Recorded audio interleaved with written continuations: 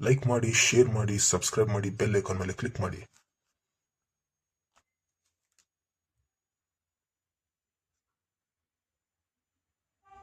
Stove ಮೇಲೆ ಒಂದು ಬಾಣಲೆಯನ್ನು ಇಟ್ಕೊಳ್ಳಿ. ಬಾಣಲೆಯಲ್ಲಿ 2 ಇಂದ 3 ಚಮಚೆ ಸನ್ಫ್ಲವರ್ ಆಯಿಲ್ ಹಾಕೊಳ್ಳಿ. ಸೂರ್ಯಕಾಂತಿ ಎಣ್ಣೆಯನ್ನು ಹಾಕೊಂಡು ಮೀಡಿಯಂ ಫ್ಲೇಮ್ ನಲ್ಲಿ ಬಿಸಿ ಮಾಡಿಕೊಳ್ಳಿ. 1 ಲೋಟ ಬನ್ಸಿ ರವಾನು ಒಂದು ಪ್ಲೇಟ್ ನಲ್ಲಿ ಹಾಕೊಳ್ಳಿ. ಹೆಚ್ಚಿರೋ ಐಟಮ್ಗಳನ್ನು ಒಂದು ಪ್ಲೇಟ್ ಅಲ್ಲಿ ಹಾಕಿ ಇಟ್ಕೊಳ್ಳಿ. ಬನ್ಸಿ ರವನ್ನ ಬಾಣಲೆಗೆ ಸುರಿದುಕೊಳ್ಳಿ. ಚೆನ್ನಾಗಿ ಮಿಕ್ಸ್ ಮಾಡಿ ಫ್ರೈ ಮಾಡಿಕೊಳ್ಳಿ. 5 ನಿಮಿಷ ಫ್ರೈ ಮಾಡಿ. ಮಧ್ಯ ಮಧ್ಯದಲ್ಲಿ ಹೀಗೆ ಮಿಕ್ಸ್ ಮಾಡ್ತಾನೆ ಇರಿ.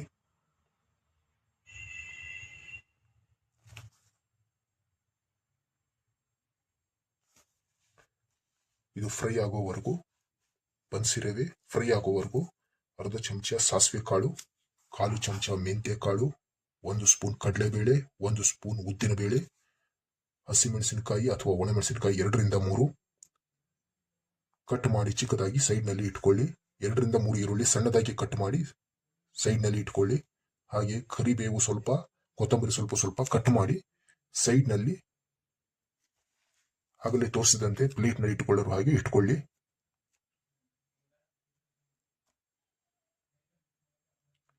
ಇದನ್ನ ಮತ್ತೆ ಮಿಕ್ಸ್ ಮಾಡ್ತಾನೆ ಇರಿ.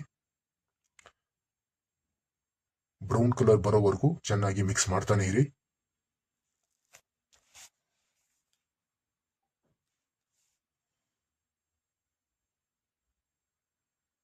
ಮಿಡ್ಲಲ್ಲಿ ಮಿಕ್ಸ್ ಮಾಡ್ತಾನೆ ಇರಿ.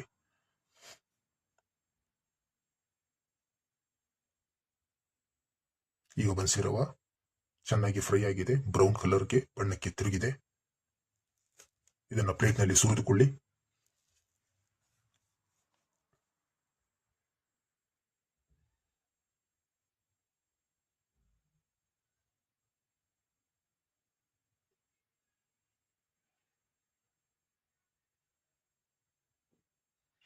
ಮತ್ತೆ ಅದೇ ಬಾಣಲೆಯನ್ನ ಸ್ಟವ್ ಮೇಲೆ ಇಟ್ಕೊಂಡು ಮೀಡಿಯಂ ಫ್ಲೇಮ್ ನಲ್ಲಿ ಇಡಿ.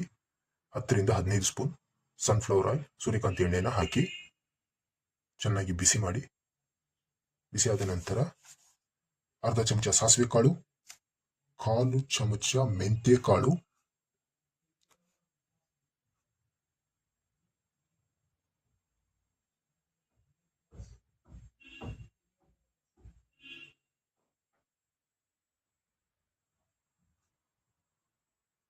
1 ಸ್ಪೂನ್ ಕಡಲೆಬೇಳೆ,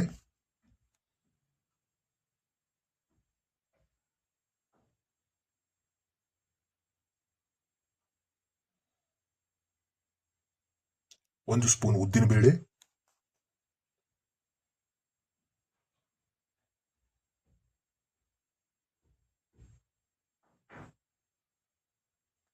ಹಸಿಮೆಣಸಿನಕಾಯಿ ಅಥವಾ ಒಣಮೆಣಸು ಕಟ್ ಮಾಡಿಕೊಂಡಿದ್ದನ್ನು ಹಾಕಿ, ಕಟ್ ಮಾಡಿಕೊಂಡಿರುವ ಈರುಳ್ಳಿಯನ್ನು ಹಾಕೊಳ್ಳಿ. ಹಾಕೊಂಡು ಚೆನ್ನಾಗಿ ಮಿಕ್ಸ್ ಮಾಡಿ.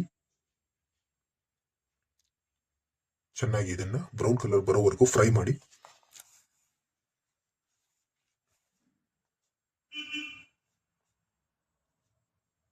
ಎರಡರಿಂದ 3 ನಿಮಿಷ ಫ್ರೈ ಮಾಡಿ. ನಂತರ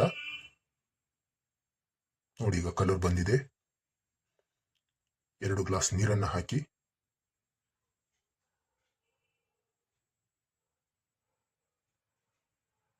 ಒಂದು ಗ್ಲಾಸ್ ಬನ್ಸಿ ರವೆಗೆ 2 ಗ್ಲಾಸ್ ನೀರನ್ನು ಹಾಕಿ. 2 ಗ್ಲಾಸ್ ನೀರನ್ನು ಹಾಕಿದ ಮೇಲೆ ಇದು ಬಿಸಿ ಆಗೋವರೆಗೂ 2 ರಿಂದ 3 ನಿಮಿಷ ವೇಟ್ ಮಾಡಿ. ರುಚಿಗೆ ತಕ್ಕಷ್ಟು ಉಪ್ಪು ಹಾಕಿ ಚೆನ್ನಾಗಿ ಕುದಿ ಬರುವವರೆಗೂ ಮಿಕ್ಸ್ ಮಾಡಿ. ಕುದಿ ಬಂದಾಗ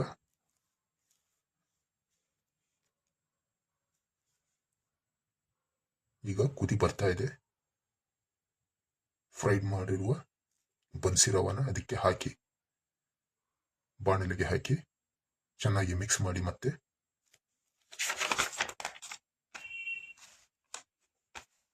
ಒಂದೆರಡು ನಿಮಿಷ ಚೆನ್ನಾಗಿ ಮಿಕ್ಸ್ ಮಾಡಿ.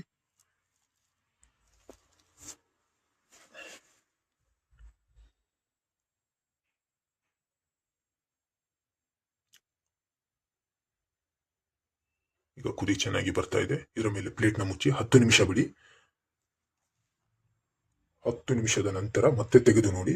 ಈಗ ಮತ್ತೆ ಮಿಕ್ಸ್ ಮಾಡಿ. ಈಗ ಚೆನ್ನಾಗಿ ಮತ್ತೆ ಮಿಕ್ಸ್ ಮಾಡಿ. 10 ನಿಮಿಷದ ನಂತರ ಬೆಂದಿದೆಯೋ ಇಲ್ಲೋ ಅಂತ ಚೆಕ್ ಮಾಡಿ.